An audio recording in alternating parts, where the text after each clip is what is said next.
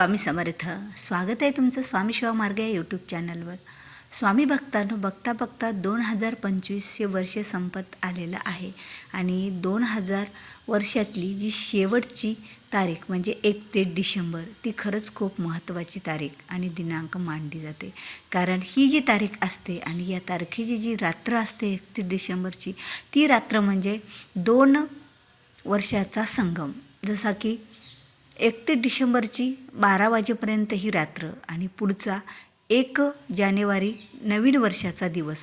म्हणजे आता यावर्षी 2025 ही 31 डिसेंबरची 12 वाजेपर्यंतची तारीख आणि पुढचा जो दिवस लागतो तो म्हणजे 1 जानेवारी 2026चा दिवस. यामुळे ही जी रात्र आहे ती खरंच खूप महत्त्वाची मानली जाते. आता ह्या रात्रीला संध्याकाळी 12 वाजता अनेक जण ज्या ज्या प्रकारे तो दिवस, ती रात्र आनंदात उत्साहात साजरा करतात.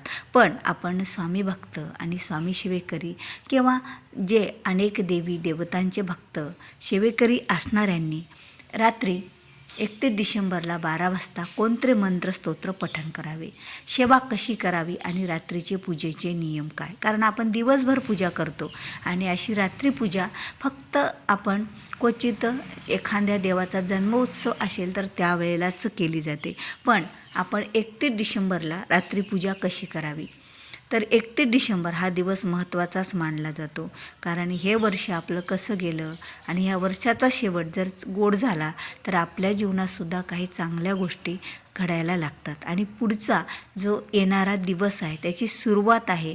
त्या सुरुवातीलाच जर आपण काही चांगले कार्य करत असेल तर वर्षभरसुद्धा आपल्या घरामध्ये, कुटुंबामध्ये आपलं चांगलं त्याचं फळ आपल्याला मिळत असतं आणि आपलं जीवनसुद्धा बदलत असतं अशा काही गोष्टीमुळं. कारण ती एक वेळ असते, ती खरंच महत्त्वाची सुद्धा वेळ मानली जाते आणि ती वेळ म्हणजे रात्रीची 12 वाजता. आता 31 डिसेंबरचे 12 म्हणजे खरंच खूप महत्त्वाचे मानले जातात. तर या दिवशीची रात्री आपण सेवा कशी करावी, पूजा कशी करावी, मंत्रस्तोत्र कोणते पठण करावे, हाही प्रश्न आपल्या बऱ्याच जणाला पडलेला असतो. कारण वेळ रात्रीची असते, आपण जेवण केलेलं असतं, आपण दिवसभर थकलेला असतो, आपली बऱ्याच ठिकाणी आपण शुद्ध आणि पवित्रसुद्धा नसतो. म्हणजे आपण इकडे तिकडे कुठेतरी बाहेर गेलेलो असतो. सहसा कुठल्याही पूजा आणि सेवा करण्यासाठी पवित्रता आणि शुद्धता आणि महत्त्वाचीच असते. त्याचबरोबर श्रद्धा आणि भक्तीसुद्धा तेवढीच महत्त्वाची असते. तर रात्री 12 वाजता आपल्याला पूजा करायची असेल, सेवा करायची असेल तर कोणत्या देवाची करावी हाही प्रश्न पडतो. आता ज्या देवाचे जे भक्त आहेत त्या देवाची पूजा करू शकतो, असं कुठलंही आपल्याला बंधन नाही आहे. तुम्हाला कृष्णाची पूजा करायची तुम्ही करू शकता, तुम्हाला रामाची करायची करू शकता, कुलदेवीची करू शकतो आपण पूजा.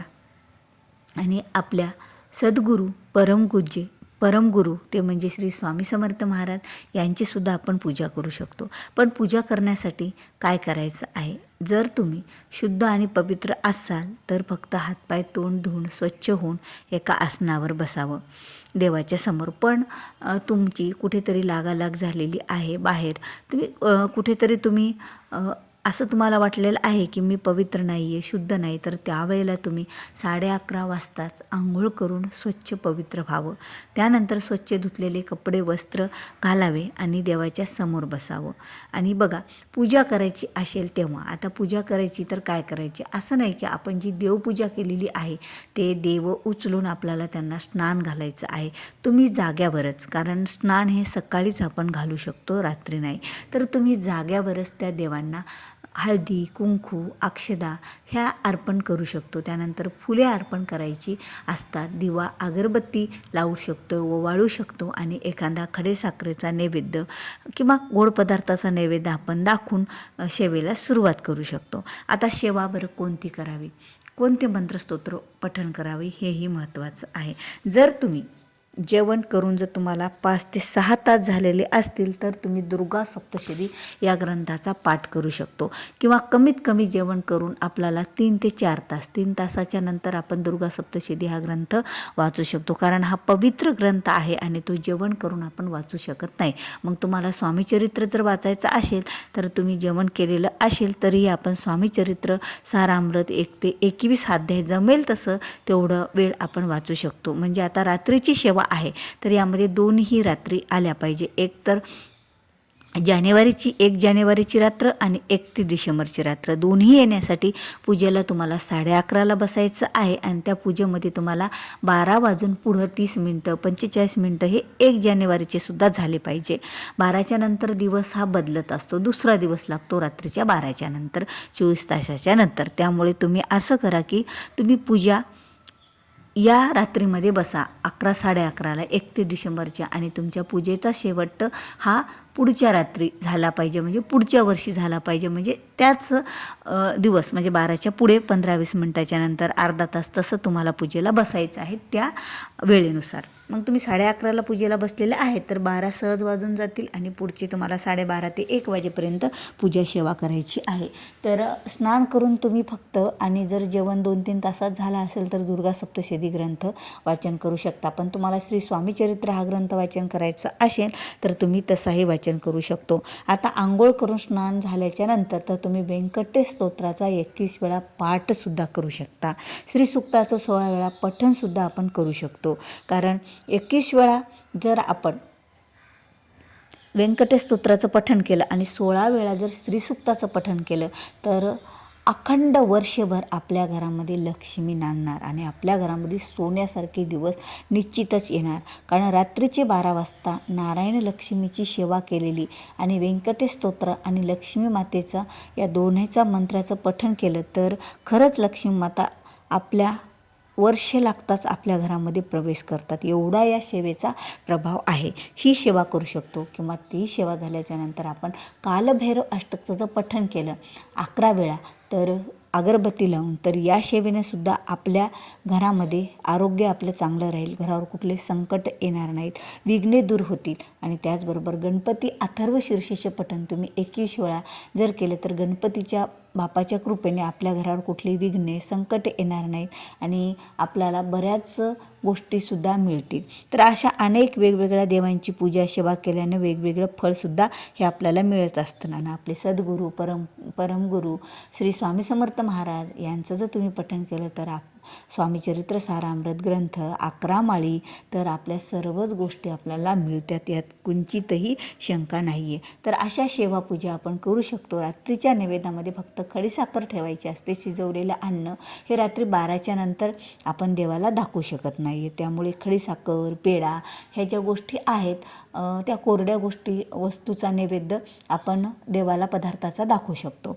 आता ह्या सर्व पूजा झाल्याच्या नंतर आपण जे देवघर आपलं असेल देवाचा दिवा अगरबत्ती ही चालूच ठेवावी. कारण दुसऱ्या दिवशीच्या स्वागतासाठी दिव्यामध्ये भरपूर तेल टाकून ठेवावं, तुपाचा दिवा लावून ठेवावा. कारण अशा ज्या चांगल्या चांगल्या गोष्टी छोट्या असतात पण आपल्या जीवनामध्ये अनेक बदल करून जातात. तर अशा सेवा पूजा आपण मंत्रस्तोत्र पठण करू शकतो. आणि त्याचबरोबर आपल्याला जर दुर्गा सप्तशती ग्रंथ पाठ म्हणजे झाला नाही तर आपण दुर्गादेवीचा ओम ऐं ह्रीं क्लीं चामुंडाय विच्चे हा मंत्राची 1 माळ 11 माळीसुद्धा जप करू शकतो देवीच्या मंत्राची. आणि ओम नमो भगवते वासुदेवाय हा मंत्र जप करू शकतो. ओम नारायणाय विद्महे वासुदेवाय धीमहि तन्नो विष्णू प्रचोदयात् हा विष्णू गायत्री मंत्र. त्याचबरोबर ओम महालक्ष्मीच विद्महे विष्णू पत्नीचे धीमहि तन्नो लक्ष्मी प्रचोदयात् मी गायत्री मंत्र सुद्धा आपण रात्री पठण करू शकतो. या मंत्राचे 1 माळ किंवा जमेल तसं 11 वेळा 21 वेळा 24 वेळा 16 वेळा जसा मंत्र म्हणता येईल तेवढे मंत्र आपण म्हणायचे आहेत. जर तुम्हाला 1 तास बसणं शक्य नसेल तर तुम्ही 12च्या अगोदर 15 मिनटं पूजेला बसा आणि 12च्या नंतर 15 मिनटं पूजेला बसा. म्हणजे दोन्हीही रात्रीच्या तुम्हाला पूजा होऊन जातील. आणि रात्रीचे पूजेचे नियम म्हटलं तर फक्त एवढेच आपली शुद्धता आणि पवित्रता आपल्याला पाळून बसायचं आहे. तुम्हाला फक्त मंत्रस्तोत्र पठण करायचे आहेत. देवाला हळदी कुंकू अक्षदा हे काय अर्पण करायचे नाही आहेत. नुसतं बसून हातात माळ न घेता आसनावर तर तुम्हाला आंघोळसुद्धा करायची गरज नाही आहे. फक्त तुम्हाला सुतं किंवा तुम्हाला महिलांचे महिन्याचे 4 दिवस जर झालेले असतील 5व्या दिवसापासून आपण ही 5वा दिवस असेल तर ही सेवा करू शकतो आपण रात्रीची. यात कुठलीही शंका नाही आहे. कारण 31 डिसेंबर हा दिवस खरंच आपल्यासाठी खूप महत्त्वाचा असतो. देवी देवतांचा आशीर्वाद प्राप्त करून घेण्यासाठी आणि घरावर सुद्धा याचे चांगले परिणाम होतात. घरातली अडलेली कामे पूर्ण होऊन माता लक्ष्मीच्या कृपेने घराची भरभराट होते. मुलांची, पतीची, सर्वांचीच यामुळे प्रगती ही आपल्या घरामध्ये होत असते. तर व्हिडिओ आवडला असेल तर व्हिडिओला लाईक करा, शेअर करा. चॅनलवर नवीन असाल, अद्याप चॅनलला सबस्क्राईब केलेलं नसेल तर चॅनलला सबस्क्राईब करा, कारण जेव्हा केव्हा मी असे माहितीपूर्ण व्हिडिओ माझ्या चॅनलवर अपलोड करेल त्यावेळेला तुमच्याच चॅनलवर त्याचं अगोदर नोटिफिकेशन येईल आणि तुम्ही माझा एकही व्हिडिओ मिस करणार नाहीत. तर असं भेटूया पुन्हा अशाच एका नवीन माहितीपूर्ण व्हिडिओसोबत. तोपर्यंत श्री स्वामी समर्थ. जय जय स्वामी समर्थ.